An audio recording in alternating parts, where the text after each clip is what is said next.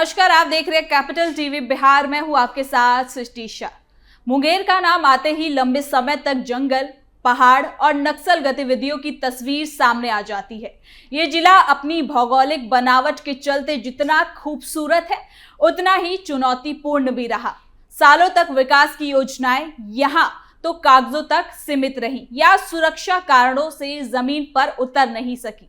डर, अविश्वास और अस्थिरता के माहौल में आम लोग खुद को विकास की मुख्यधारा से कटा हुआ महसूस करते रहे।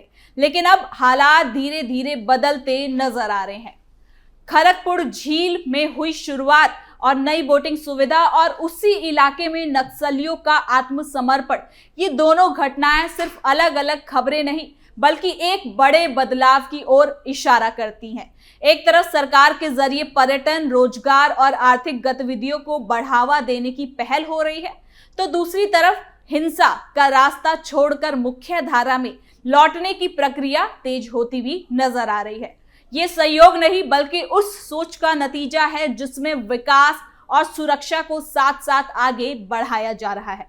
मुंगेर की ये बदलती तस्वीर बताती है कि जब सरकार की नीतियां जमीन पर दिखने लगती है तो सबसे कठिन हालात भी पिघलने लगते हैं। अब सवाल ये नहीं कि बदलाव संभव है या फिर नहीं, बल्कि ये है कि ये बदलाव कितनी दूर तक जाएगा और कितनी मजबूती से टिक पाएगा। तो चलिए जरा विस्तार से जानते हैं क्या है ये पूरी खबर। मुंगेर को सम्राट का तोहफा, न्यू ईयर का दिया गिफ्ट। खड़गपुर झील में बोटिंग शुरू, नक्सलियों ने किया सरेंडर। मुंगेर जिले में हाल के दिनों में दो घटनाएं एक साथ सामने आई हैं, जिन्होंने ये संकेत दे दिया कि बिहार में विकास और सुरक्षा अब अलग अलग रास्ते नहीं बल्कि एक ही दिशा में आगे बढ़ रहे हैं। एक ओर खड़गपुर झील में नई बोटिंग सुविधा की शुरुआत हुई, जिसने पर्यटन और स्थानीय अर्थव्यवस्था को नई उम्मीद दी, तो वहीं दूसरी तरफ इसी इलाके में नक्सल गतिविधियों से जुड़े कुछ कुख्यात चेहरों का आत्मसमर्पण ये बताने के लिए काफी था कि हालात बदल रहे हैं। ये दोनों घटनाएं मिलकर मुंगेर की उस तस्वीर को उभारती हैं जहां डर की जगह विकास और हिंसा की जगह मुख्यधारा को अपनाने का रास्ता दिखने लगा है। ये झील लंबे समय से अपने प्राकृतिक सौंदर्य के लिए जानी जाती रही है।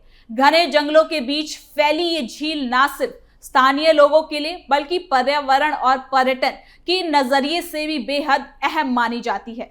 लेकिन सालों तक इस क्षेत्र की क्षमता का सही उपयोग नहीं हो सका। सुविधाओं की कमी और बुनियादी ढांचे के अभाव में यह इलाका पर्यटकों के लिए आकर्षक का केंद्र नहीं बन पाया।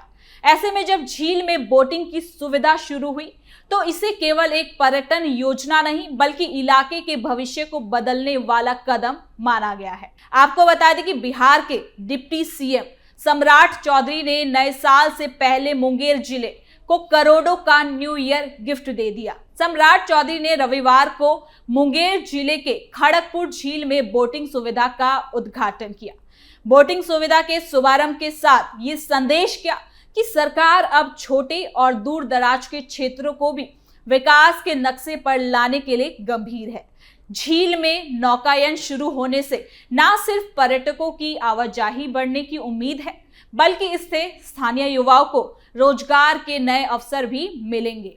नाव संचालन, रखरखाव, गाइड सेवा, छोटे व्यवसाय और होटल ढाबों जैसी गतिविधियों को इससे सीधा लाभ मिलने की संभावना है।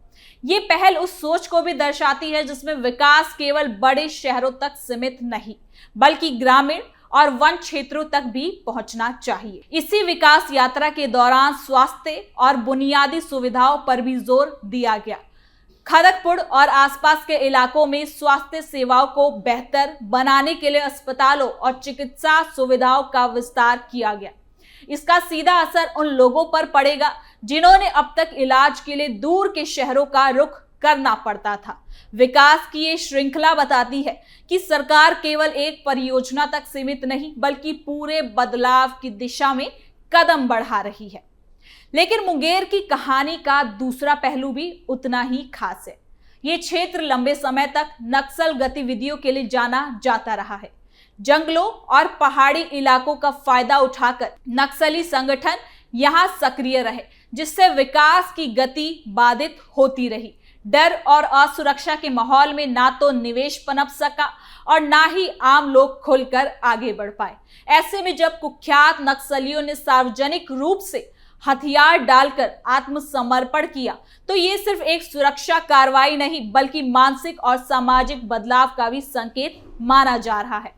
आत्मसमर्पण करने वाले नक्सली लंबे समय से हिंसक गतिविधियों में शामिल रहे थे और उन पर इनाम तक घोषित किया गया था। उनका हथियार डालना ये दिखाता है कि अब हिंसा का रास्ता उनके लिए भी मुश्किल हो चुका है। ये कदम सरकार की उस नीति का परिणाम माना जा रहा है जिसमें एक और सख्त सुरक्षा कार्रवाई की गई तो दूसरी तरफ आत्मसमर्पण और पुनर्वास की नीति को भी मजबूती से लागू किया गया है। संदेश साफ था, हिंसा छोड़ो, मुख्य धारा से जुड़ो और सम्मानजनक जीवन की ओर लौट चलो। लेकिन सबसे दिलचस्प बात तो ये है कि नक्सलियों का आत्मसमर्पण उसी इलाके में हुआ जहां विकास की नई योजनाएं शुरू की जा रही थी। ये संयोग नहीं बल्कि एक गहरे संकेत की तरफ देखा जा रहा है। जब किसी क्षेत्र में सड़क, स्वास्थ्य, पर्यटन और रोजगार की संभावनाएं बढ़ती है तो वहां हिंसा और उग्रवाद के लिए जगह खुद ब खुद कम होती जाती है।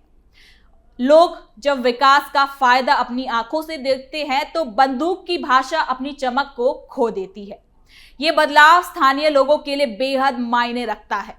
जिन इलाकों में पहले शाम ढलते ही सन्नाटा और डर छा जाता था वहां अब पर्यटकों की आवाजाही और आर्थिक गतिविधियों की उम्मीद जगी है। इससे समाज में भरोसा बढ़ता है और प्रशासन और जनता के बीच दूरी कम होती है। नक्सलियों के सरेंडर के बाद ये भरोसा और मजबूत हुआ है कि अब हालात पहले जैसे नहीं रहे। सरकार की पुनर्वास नीति भी इसी बदलाव का अहम हिस्सा है।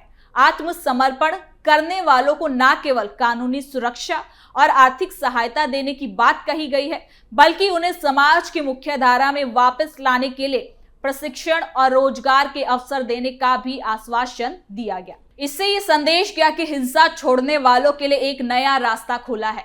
ये नीति लंबे समय में उग्रवाद को जड़ से खत्म करने में मददगार साबित हो सकती है। तो वहीं विकास और सुरक्षा का ये मेल मुंगेर को एक नई पहचान की ओर ले जा रहा है। झील की बोटिंग सुविधा जहां इस क्षेत्र को पर्यटन मानचित्र पर लाने की क्षमता रखती है, वहीं नक्सलियों का आत्मसमर्पण इस बात का संकेत है कि यहां शांति की नींव मजबूत हो रही है। ये दोनों घटनाएं मिलकर उस मॉडल को सामने रखती हैं जिसमें बंदूक और विकास के लिए साफ चुनाव दिखता है। आपको बता दें कि मुंगेर में सामने आई ये दोनों तस्वीर, खड़गपुर झील में विकास की हलचल और नक्सलियों का आत्मसमर्पण, दरअसल एक ही कहानी के दो अध्याय हैं। एक अध्याय में नीतीश सरकार की वो कोशिश दिखती है जो सालों से अनदेखा रहे इलाकों को पर्यटन, रोजगार और बुनियादी सुविधा से जोड़ना चाहती है। तो वहीं दूसरे अध्याय में उस हिंसा का अंत झलकता नजर आ रहा है जिसने लंबे समय तक इस क्षेत्र को पीछे ढकेला। जब ये दोनों धाराएं एक साथ बहने लगती है तो बदलाव केवल नीतियों तक सीमित नहीं रहता बल्कि समाज की सोच में भी उतरने लगता है। इसके साथ ही झील की बोटिंग सुविधा आने वाले समय में सिर्फ सैर सपाटे का जरिया नहीं रहेगी बल्कि ये स्थानीय अर्थव्यवस्था का इंजन भी साबित हो सकती है। इससे युवाओं को रोजगार मिलेगा, छोटे कारोबार पनपेंगे और इलाके की पहचान बदलेगी। तो वहीं नक्सलियों का आत्मसमर्पण ये साफ संकेत देता है कि अब बंदूक की भाषा लोगों को आकर्षित नहीं कर पा रही। विकास की रोशनी जैसे जैसे जंगलों और पहाड़ियों तक पहुंच रही है वैसे वैसे हिंसा का अंधेरा सिमटता जा रहा है। हालांकि ये यात्रा अभी पूरी नहीं हुई है। सबसे बड़ी चुनौती ये सुनिश्चित करना है कि शुरू की गई योजना सिर्फ घोषणाओं तक सीमित ना रह जाए और आत्मसमर्पण करने वाले पुनर्वास वास्तविक रूप से भी सफल हो। अगर विकास की रफ्तार थमी या भरोसा टूटा तो हालात फिर से पलट सकते हैं। इसलिए निरंतर निगरानी, स्थानीय भागीदारी और पारदर्शिता बेहद जरूरी होगी। फिलहाल मुंगेर एक ऐसे मोड़ पर खड़ा है जहां पीछे लौटने का रास्ता कम और आगे बढ़ने की संभावना ज्यादा नजर आ रही है। अगर यही संतुलन बना रहा, विकास की नाव और आगे बढ़ रही हिंसा के हथियार जमीन पर ही पड़े रहे, तो मुंगेर की पहचान नक्सल प्रभावित इलाके के रूप में नहीं बल्कि शांति और संभावनाओं के नए प्रतीक के रूप में होगी। तो फिलहाल के लिए इस खबर में इतना ही। देखते रहिए कैपिटल टीवी बिहार।